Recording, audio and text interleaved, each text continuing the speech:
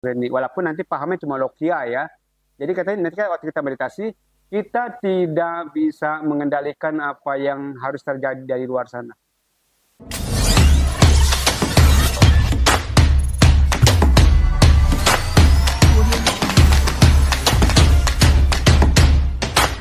Selamat siang Bapak Ibu semua yang hadir di sini. Pertama-tama, terimalah salam Buddhis dari saya. Namo Sang Hyang Adi Budaya, Namo Buddhaya. Jadi pada kesempatan ini terima kasih karena telah diberi kesempatan untuk membawakan sedikit perbincang-bincang dhamma dengan Bante Budinanda. Ya, jadi hari ini kita akan membahas sedikit untuk menambah keyakinan kita. Sebelumnya perkenalkan dulu, saya dari Wihara Gunawardana, Ferry Kuswanto, biasa dipanggil Verikus.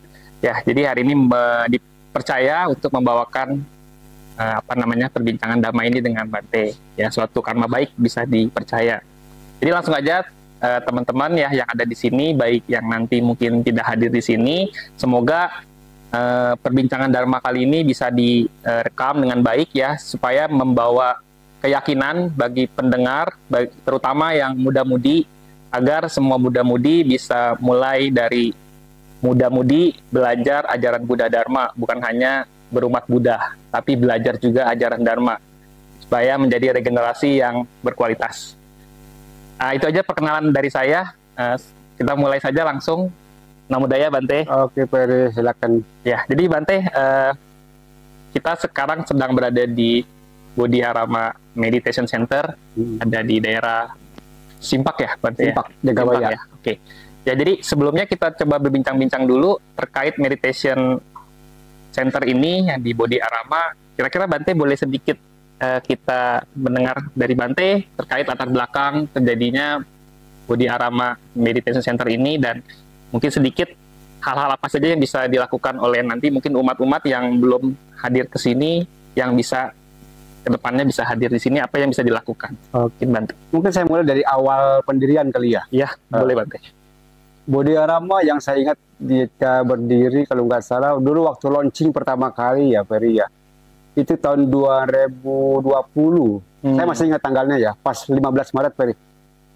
5 hari kemudian Corona, Ferry. Masih ingat, itu ingatnya sih. Jadi Bodhiarama berdiri, kita mulai launching ke umum tanggal 15 Maret 2020. Sekarang 2023, berarti sudah 3 tahun perjalanannya, Ferry. Oh, iya, awal kita pertama mendirikan Bodhiarama, memang tujuannya sudah jelas ya. Kita mau bikin satu tempat di mana tempat ini bukan tempat ritual, bukan tempat upacara-upacara. Karena tempat ritual, upacara kan udah banyak, Ferry, itu wihara-wihara kan udah banyak sekali ya.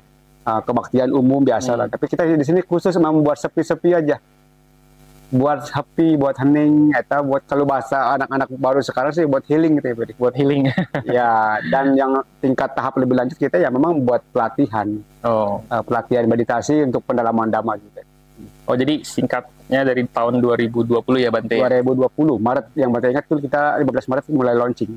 Oh ya, jadi teman-teman juga di Meditation Center ini, tadi kebetulan kita sebelum mengadakan perbincangan dhamma ini juga melakukan kesempatan baik ya, berdana makan siang ya untuk anggota Sangha ya di sini.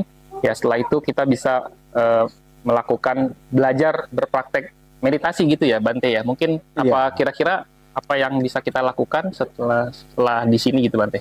Sebenarnya kita meditasi dhamma ini terbuka sepanjang tahun, Ferry. Kapan aja orang kalau misalnya dia di rumah mungkin suntuk ya, atau dia mau latihan kemari ya, itu kita sepanjang tahun kita buka pintu. Nggak harus nunggu nanti ada undangan retret atau ada acara spesial apa. Jadi kapan aja sepanjang tahun orang bisa datang, Ferry. Ngapain di Bodhiarama? Ya kita banyak kasih fasilitas. Ada yang datang ke Bodhiarama, ya ada juga mungkin mau istirahat, ya boleh, nggak masalah. Ya daripada jalan-jalan ke puncak kan ngabisin duit ya. Iya, mendingan ke sini kan ya. Macet juga stres. Ya kita wisata rohani lah kalau saya bilang. Jalan-jalan tapi nanti kita juga sambil belajar dhamma gitu, Ferry. Oke. Ya, ada kalau yang mau santai-santai ya silakan, ya nggak masalah. Karena di sini kita juga nggak ada pemaksaan, Ferry. Nggak harus datang di sini harus meditasi, ya nggak juga. Ya mau happy-happy ya boleh. Ya, atau cuma sekedar berkunjung mau melihat-lihat ya nggak masalah. Tapi mau latihan pun nanti kita bisa bantu, kita pandu, Ferry. Jadi di sini kita sediakan tempat. Ya memang sih awalnya kita mau kasih tempat buat orang istirahat. Ya mungkin kan kita juga teman-teman ya, mungkin kita punya kesamaan visi, Ferry ya. Bahwa kita sama-sama melihat bahwa orang-orang di luar sana itu sibuk sekali, Ferry. Dan banyak orang-orang lelah, tapi mereka nggak tahu bagaimana caranya istirahat. Dan bagian juga mereka nggak tahu juga kemana mesti istirahat itu. Karena mereka kalau lelah kan ke puncak, bukannya istirahat kan pulang capek gitu kan. Ya kalau bisa sih kalau kemari ya datang capek, pulang senang. Maunya sih kita gitu sih Ferry, bung kita. Iya, Bante. Jadi teman-teman ya, yang baik yang di sini yang sudah hadir, mungkin yang di sini hadir sudah rutin ya ke sini, sudah mendapatkan banyak manfaat. Jadi teman-teman yang belum hadir pun boleh ke sini ya, di daerah Simpang ini. Jadi teman-teman bisa cek di Google Map ataupun bisa nanti bertanya ya di komen. Nanti ketika video ini diupload, teman-teman bisa langsung bertanya, nanti kita akan bantu menjelaskan secara detail. Jadi teman-teman tadi sedikit ketika kita dana makan, bahwa Bante tadi ada sedikit sharing ya, dimana yang saya tangkap bahwa kita berpraktek tidak perlu menunggu Bantenya dulu yang mulai gitu. Juga kita tidak perlu harus ada Bantenya ketika datang ke sini, juga kita bebas ya Bante gitu ya maksudnya ya? Apa harus ya bebas tapi nggak sama maunya gitu maksudnya. Ya, bebas tapi ada terjadwal, karena kalau orang nginap di sini kita sudah bikin ada jadwal Ferry. Bangun pagi jam berapa, makan pagi jam berapa, terus meditasi jam berapa, ya istirahat jam berapa. Jadi kita sudah bikin jadwal. Ada jadwal ya Bante? Ada jadwalnya. Bebas tapi ada jadwal yang mesti diikuti ya. Minimal malam kita kumpul sama-sama chanting, meditasi ya. Mungkin kalau ada waktu kita bincang-bincang dhamma, Fer. Nah, itu kayak semalam kita sampai jam 12 malam, Fer. Oh, sampai jam 12 ya, sampai ngantuk Bante. Ya, jadi kita kalau ada waktu memang setiap hari Bante jam 11 siang. Karena kan Senin sampai Jumat Bante makannya cuma pagi aja, Fer. Jadi jam 11 siang Bante ada tuh waktu ngajar. Karena di sini ada beberapa umat yang ngindap, ya jadi mereka juga ada waktu banyak pengen khusus belajar Abhidhamma sih, Ferry. Jadi Bante dari jam 11 kadang-kadang bisa sampai jam 2, jam 3 itu privat biasanya. Jadi kalau teman-teman sudah mas ada yang tertarik mau belajar ya nggak masalah, nanti gabung tuh.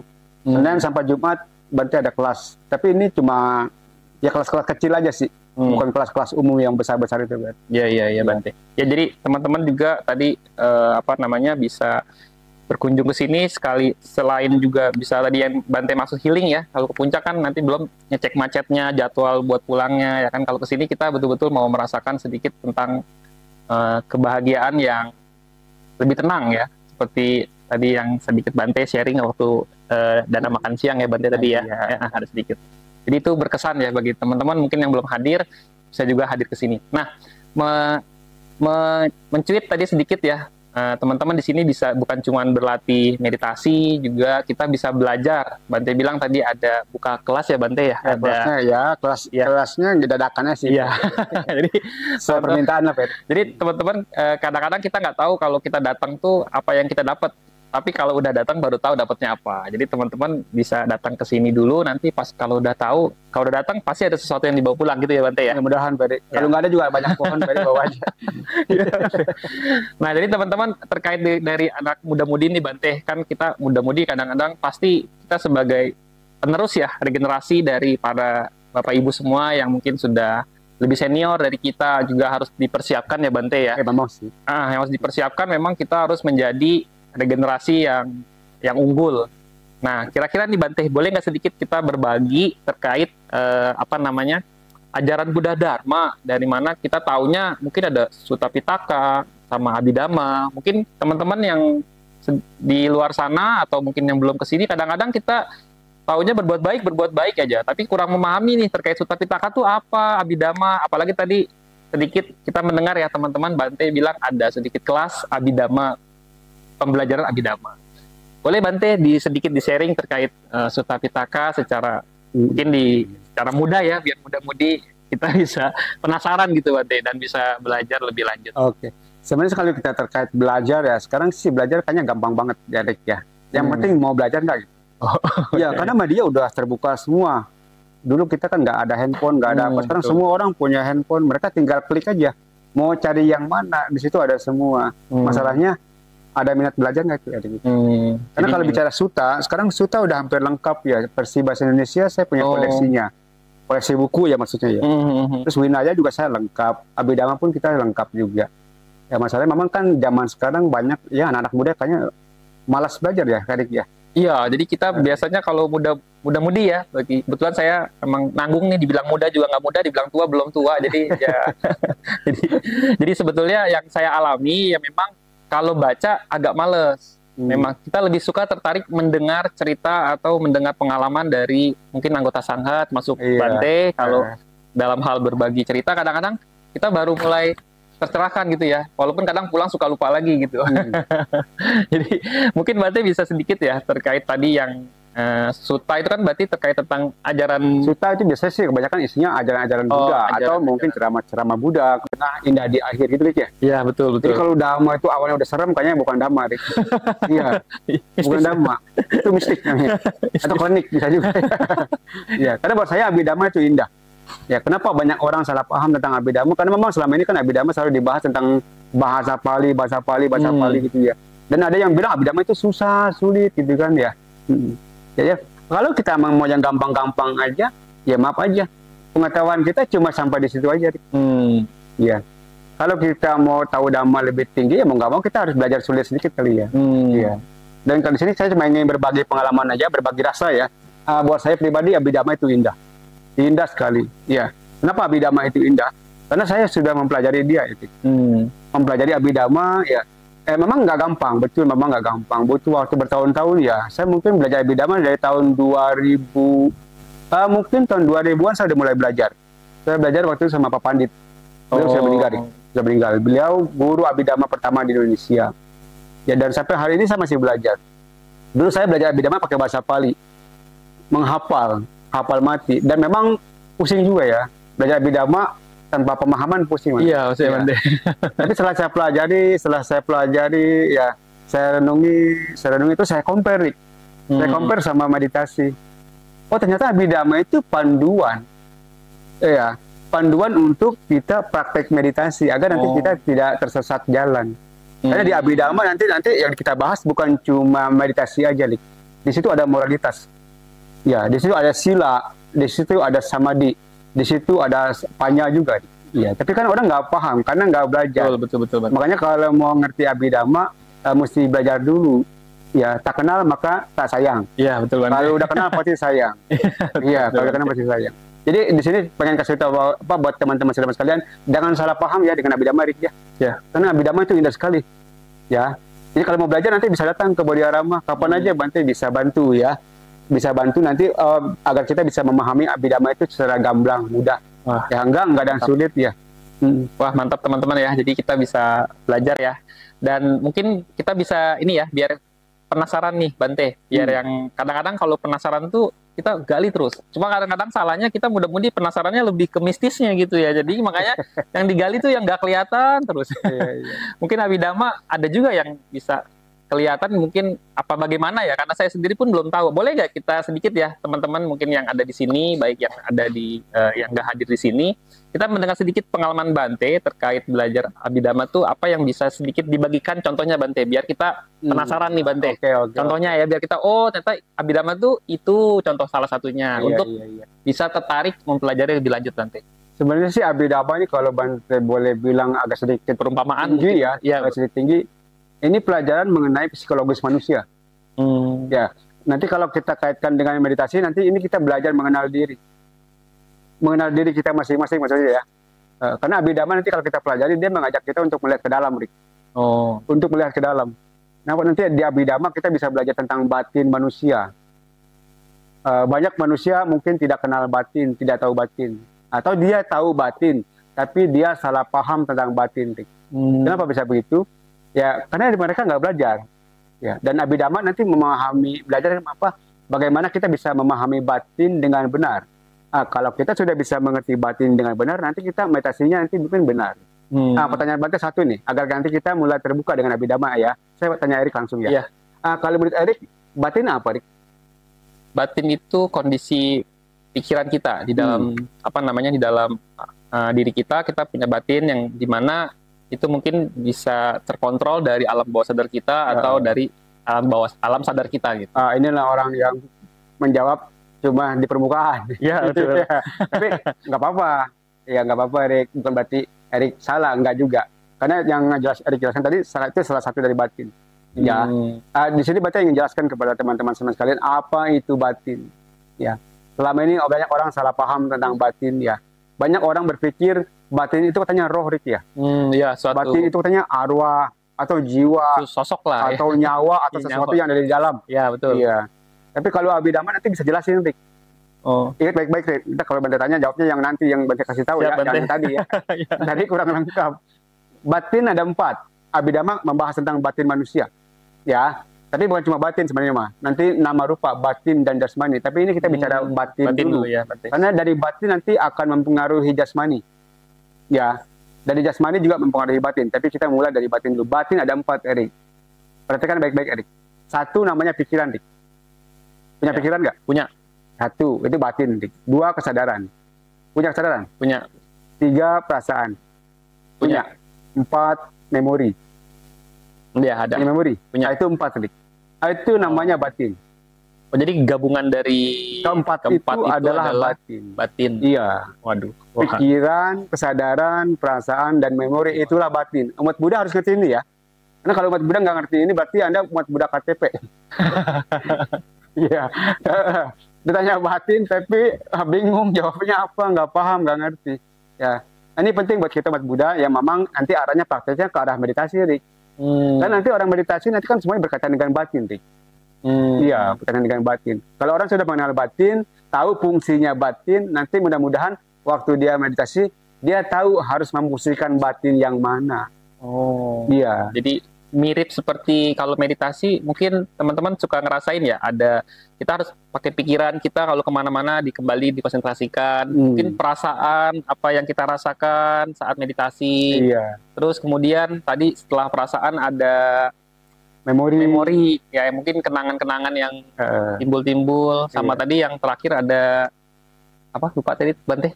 Pikiran, kesadaran, perasaan. Ya, kesadaran. Berarti kita harus sadar, bukan berarti kita pikiran meditasi itu mungkin bengong atau ini Bante pengen kasih tahu ya, inilah menariknya kita belajar Abhidhamma ya. Karena selama ini orang selalu salah paham tentang Abhidhamma. Mudah-mudahan nanti apa yang saya sampaikan ini orang jadi senang sama Abhidhamma, mau tertarik mau belajar Abhidhamma. Abhidhamma tadi kan saya bilang dia membahas tentang nama rupa, batin dan jasmani. Batin ada 4. 1 kesadaran, 2 pikiran, 3 perasaan, 4 memori. Ya, kita akan membahas yang 2 dulu dah. Pikiran dan kesadaran. Karena dari pikiran nanti dia mempengaruhi perasaan. Ya, nanti. Banget. Betul. Kesadaran juga mempengaruhi perasaan. Pertanyaan saya, Edik, perasaan ada berapa? Ada 4 kali ya. Marah, terus perasaan marah, sedih, senang, bahagia, sama apa ya, benci kali ya. Oke, saya jelasin aja ya. Mungkin ya. Perasaan kalau menurut Sutta ada 3. Suka, duka, UPK. Itu menurut Sutta. Tapi kalau menurut Abhidhamma ada 5. Suka, duka, somanasa, domanasa, UPK. Maksudnya suka itu bahagia, duka itu tidak bahagia. Somanasa itu bahagia dari batin. Domanasa itu somanasa itu bahagia dari batin, domanasa itu duka di batin. Dan yang satu lagi UPK. Itu namanya perasaan. Anda punya perasaan nggak? Punya. Bagaimana perasaan Anda? Sering dipermainkan atau Anda stabil? Sering dipermainkan. Berasanya seperti kayak fluktuasi lah, kayak bursa saham. Ya, betul. Naik turun, kayak tergantung sikon gitu kan ya.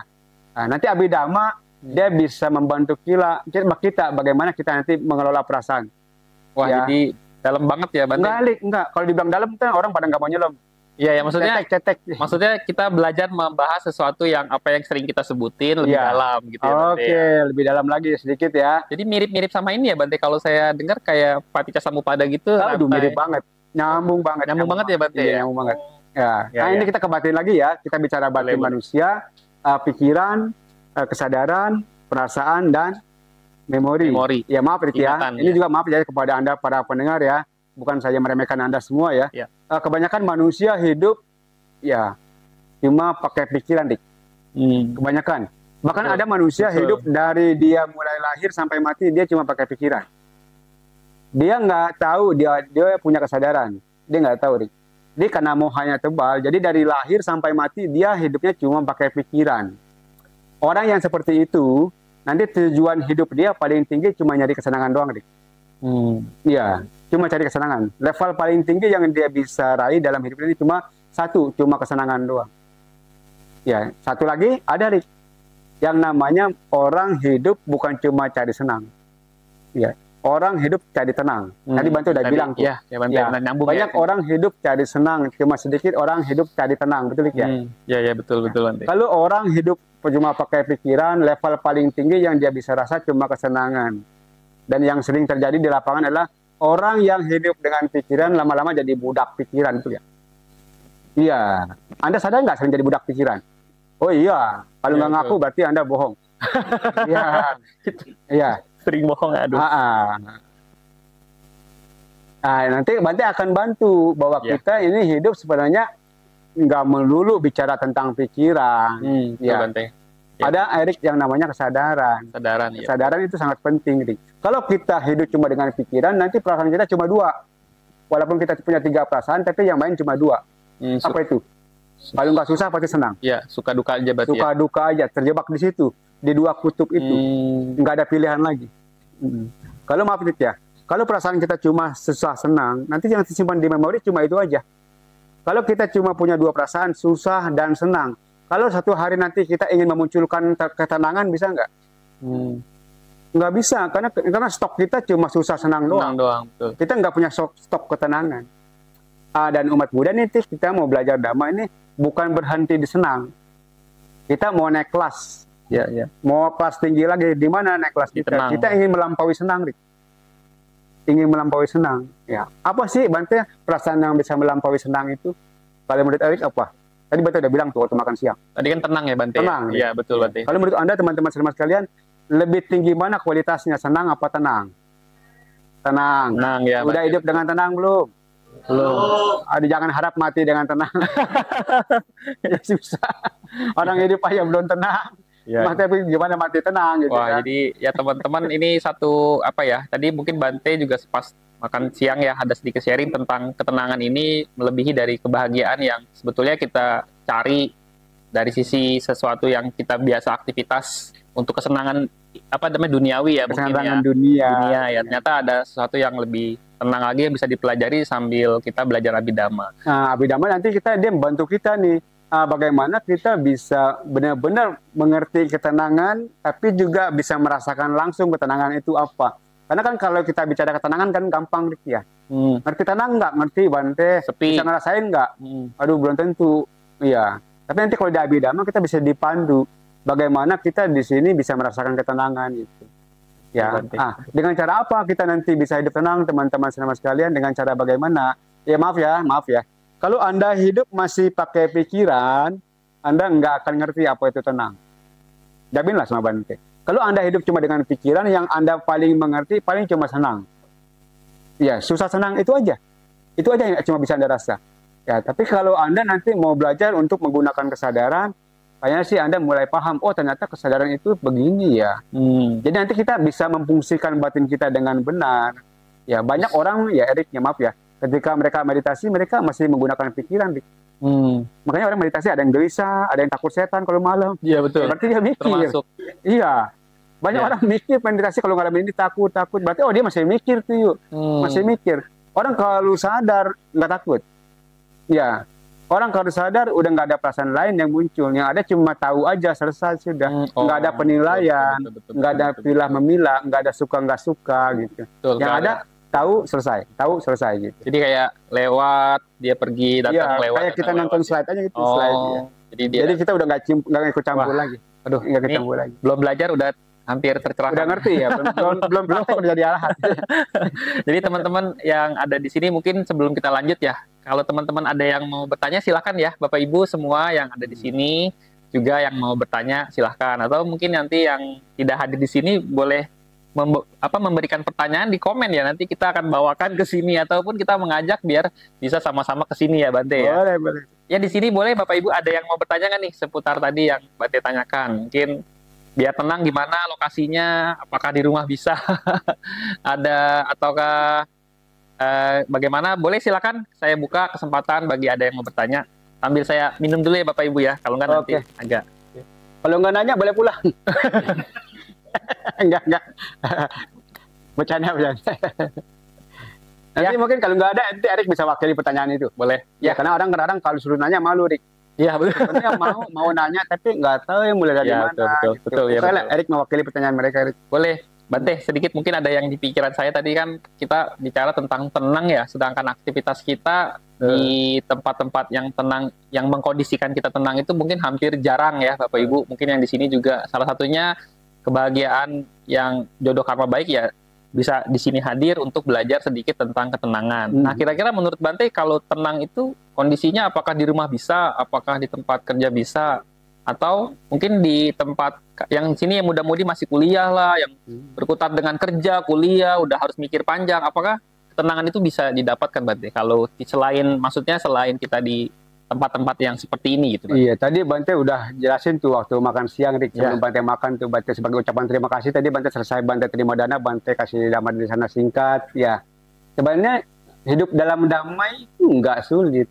Rest in peace yang Bante bilang tadi. Iya, betul. Iya, rest in peace ya. Untuk istirahat dalam damai, kita nggak harus nunggu mati dulu.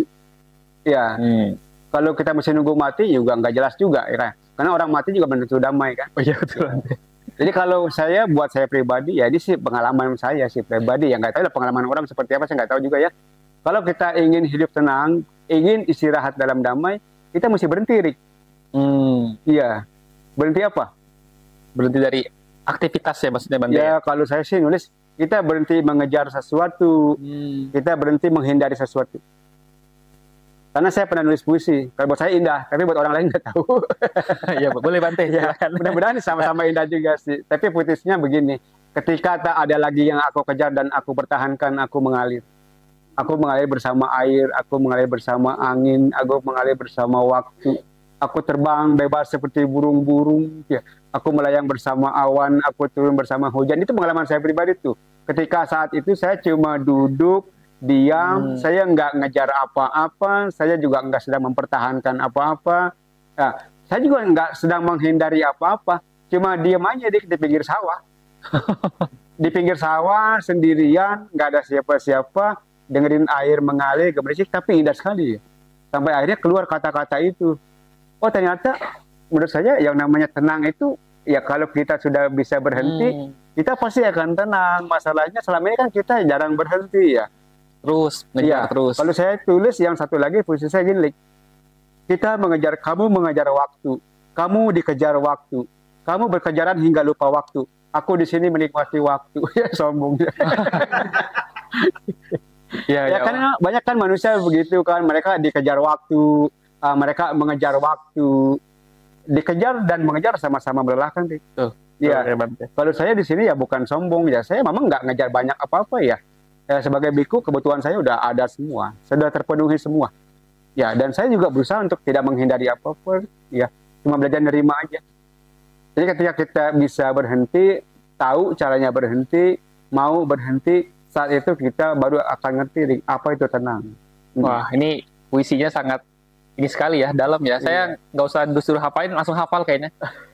Walaupun nggak hafal secara kata-katanya, tapi secara maknanya itu kena ya, kena banget ya. Bapak Ibu. Tapi kalau mau lebih jelas ada bukunya, nanti ambil aja. Oh boleh, Bante. Nanti pada pagi.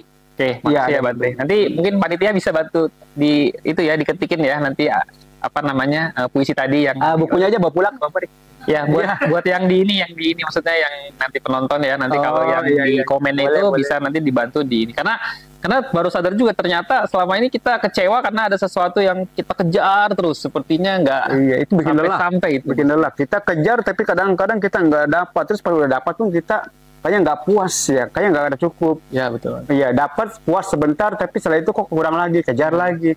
Sampai kapan gitu. Ya, jadi betul-betul istirahat sejenak untuk kita mendapat ketenangan itu penting ya Bante untuk penting banget, menyeimbangkan kita sebagai, apalagi terutama saya sebagai ya umat awam yang sibuk kerja nggak cukup, nyari lagi sampingan, samping jatuh kejebur juga.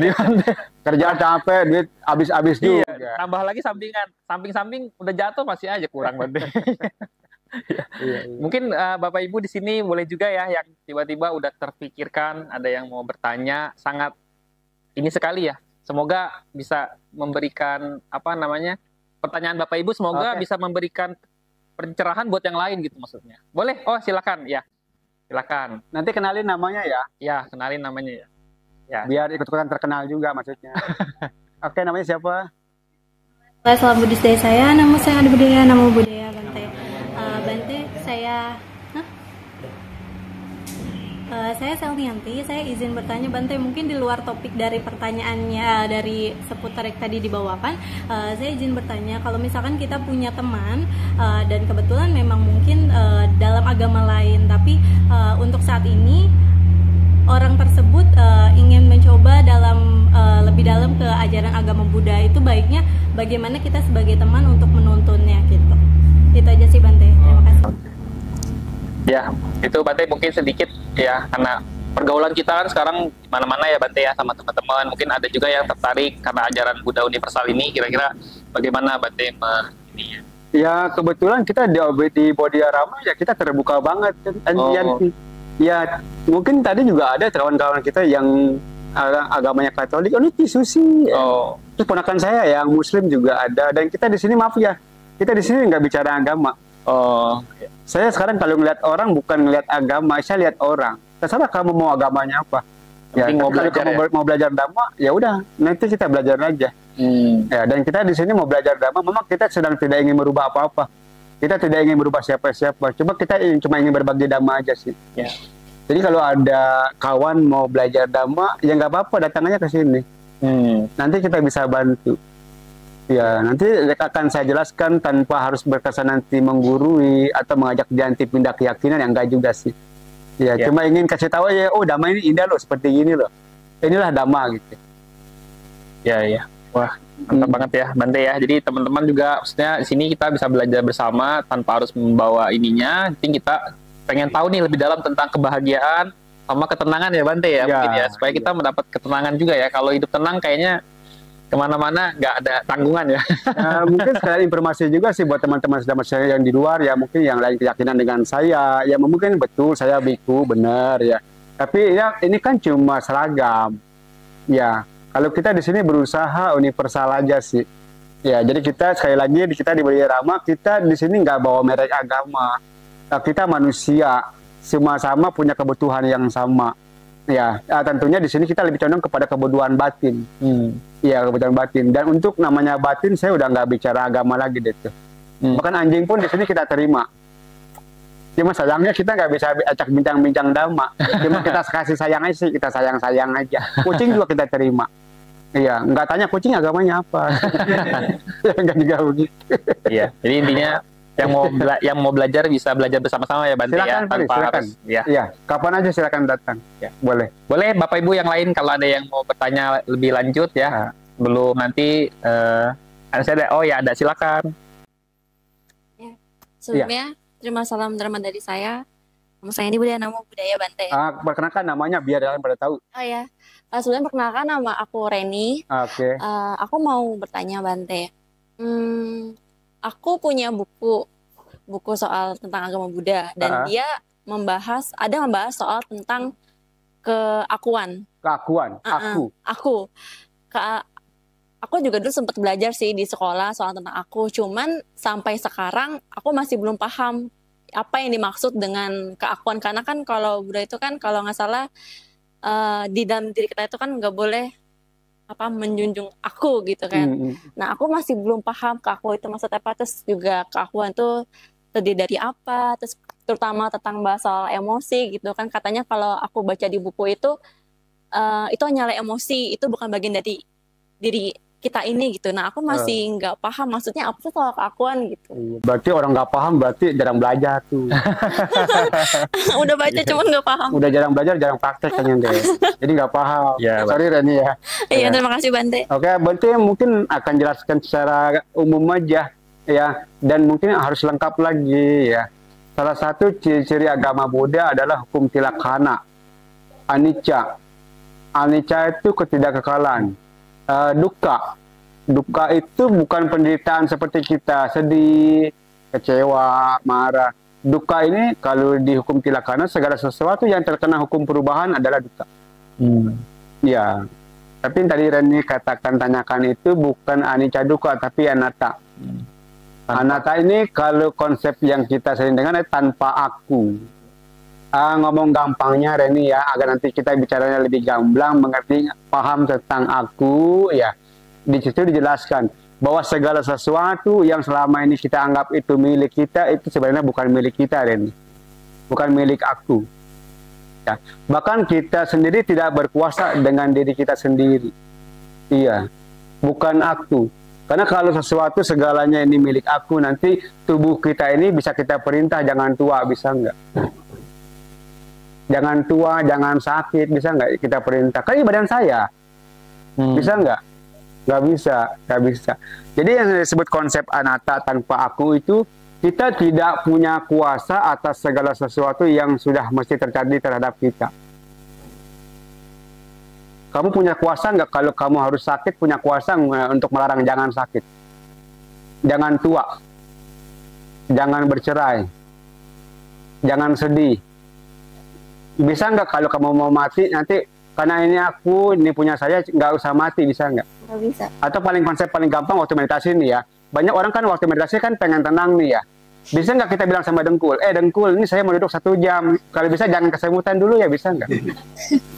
Nggak bisa. Nggak bisa. Atau kita bilang sama pikiran, pikiran, saya mau tenang dulu, meditasi 1 jam, kamu diam dulu ya, sebentar ya, bisa nggak? Kita lagi meditasi nih, ada suara berisik, bisa nggak? Jangan berisik dulu, budak dulu sebentar, bisa nggak? Ya, kita nggak bisa, ya, kita nggak bisa mengendalikan apa yang di luar sana. Kita nggak bisa melarang apa yang akan terjadi. Kita nggak bisa melarang apa yang mesti terjadi. Semuanya di luar kendali. Itulah anatta. Tidak ada aku yang bisa menguasai semuanya. Bahkan kamu tidak memiliki tubuh kamu sendiri, Ren. Orang bilang ini tubuh saya. Itu kan konsep kita. Manusia biasa. Salah nggak? Ya nggak salah. Karena kan kita memang orang biasa. Manusia yang berpikir biasa. Tapi kalau menurut Buddha, ini bukan badan kita. Karena nanti dia akan mati. Kalau udah busuk, bilang ini punya kita, bukan? Nggak ada yang walaupun nanti pahamnya cuma lokia ya. Jadi katanya nanti waktu kita meditasi, kita tidak bisa mengendalikan apa yang harus terjadi dari luar sana. Suara, ya, cuaca, mungkin sensasi, entah sensasi fisik, sensasi batin, ya. Kita nggak bisa kendalikan. Kita nggak bisa atur. Ngerti nggak begitu? Agar nanti Reni ngerti, saya sih mungkin Reni mesti stay di sini dah. Iya, 3 bulan lah jadi matchy Reni. Iya, nanti kita praktek langsung agar nanti kita mengerti dari pengalaman. Iya, bukan mengerti dari buku. Kira-kira mau dengan penawaran itu, Reni? Iya, ini cuma penawaran aja. Karena untuk bisa mengerti Dhamma yang seperti Buddha katakan, memang di buku ada penjelasannya, ya. Tapi penjelasan yang lebih real adalah di keseharian kita, pengalaman langsung. Hipasiko nih, pengalaman pribadi, Ren. Ya, oke Ren ya. Nanti kalau belum puas kita bicara panjang lebar lagi deh. Ya. Ya, berarti berarti kalau bisa di itu, apakah aku juga bisa masuk Abhidhamma Pitaka juga, Abhidhamma juga ya? Di Abhidhamma nanti akan dijelaskan lebih luas lagi ya nama rupa ya. Batin ini aku bukan. Ya. Kalau Anda sering chanting nih, ini ada buku chanting, saya suka chanting. Saya masih hafal sampai sekarang. Ya, ada kata-katanya begini. Rupang anatta, wedana anatta. Maksudnya, tubuh jasmani ini bukan milik kita. Perasaan bukan milik kita. Rupang anatta, wedana anatta. Terus ada sanya anatta. Memori bukan punya kita yang sesungguh-sungguhnya. Sangkara anatta, bentuk-bentuk pikiran bukan punya kita yang sesungguhnya. Winyana anatta. Nanti ada di sini kalau mau lebih jelas, ya. Ada di chanting pagi, chanting sore ada. Wah. Jadi di Abhidhamma nanti akan dijelaskan lebih dalam lagi bahwa sesungguhnya segala sesuatu yang ada di dalam diri kita maupun yang di luar sana semua anatta. Iya. Ada waktu nggak mau belajar Abhidhamma? Mudah-mudahan nanti akan datang nih sesi yang kedua, nanti kita bahas Abhidhamma nih, Erik.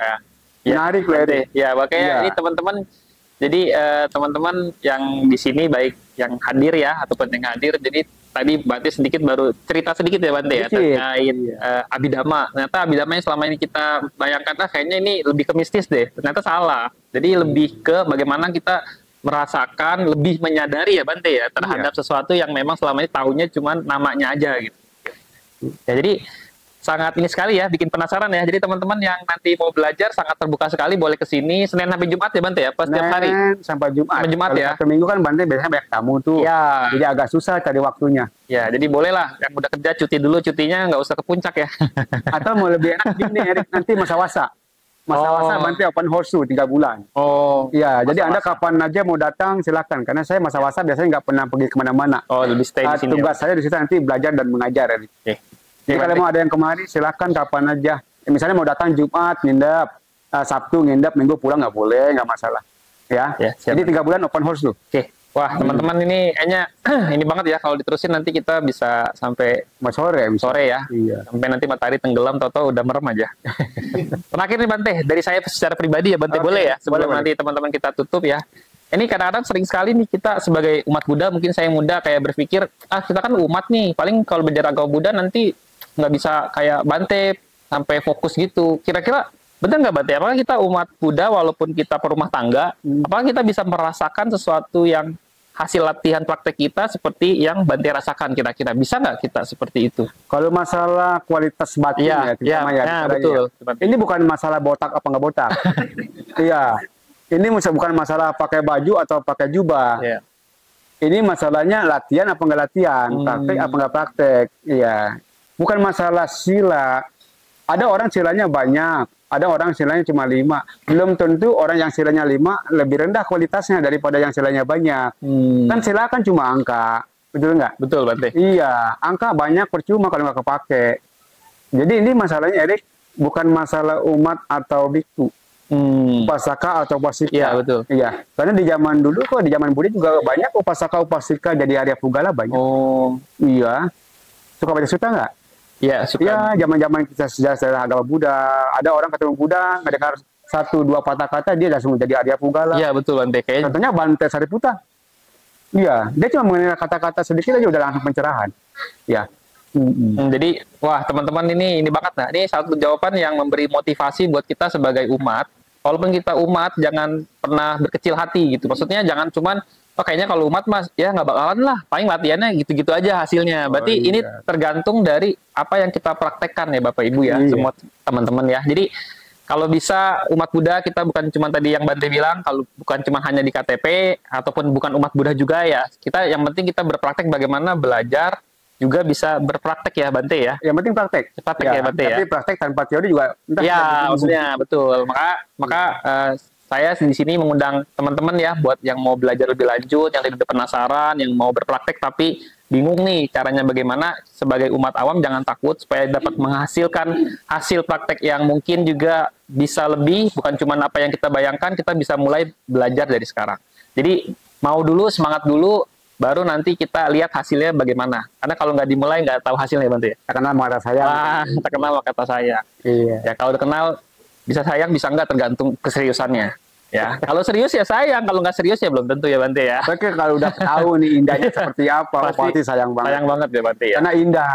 Betul. Indah, pasti sayang banget deh. Nggak bakal dilepas ya pokoknya. Mungkin itu Bante dari saya sedikit ya teman-teman supaya ini biar kalau kelamaan belajar nanti penuh. Ini simpen dulu, besok kalau mau belajar lagi kosongin lagi dan kita belajar lagi. Itu aja dari saya. Kalau tidak ada pertanyaan lagi, masih ada Bapak Ibu yang mau ditanya? Cukup? Ya, dari saya mungkin Bante terima kasih banyak atas bincang-bincang dhamma ya. Semoga ini bisa bermanfaat bukan hanya untuk hari ini. Semoga ini bisa bermanfaat untuk waktu lain, ditonton berulang-ulang. Kalau lupa tonton lagi biar kita bisa meresapi apa yang hari ini kita bincangkan ya Bante ya. Mudah-mudahan lah bisa berguna Erik ya. Sadu. Semoga semua makhluk hidup berbahagia. Sabe sata bawantu sukitata. Sadu. Demikian Bapak Ibu semuanya, Namo Sang Hyang Adi Budaya, Namo Buddhaya. Terima kasih Bante, Namo Buddhaya Bante. Sama-sama, sama-sama Daniel.